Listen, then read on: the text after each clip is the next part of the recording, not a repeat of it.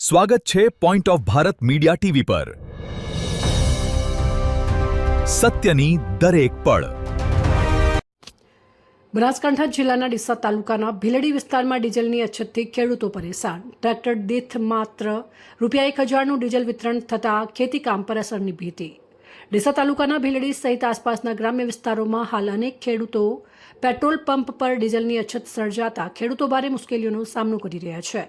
મળતી માહિતી મુજબ કેટલાક પેટ્રોલ પંપ પર ટ્રેક્ટર દીઠ માત્ર ₹1000 સુધીનું ડીઝલ આપવામાં આવી રહ્યું છે, જે ખેતીકામ માટે જરૂરી જથ્થા કરતાં ઘણું ઓછું હોવાનું ખેડૂતો જણાવી રહ્યા છે।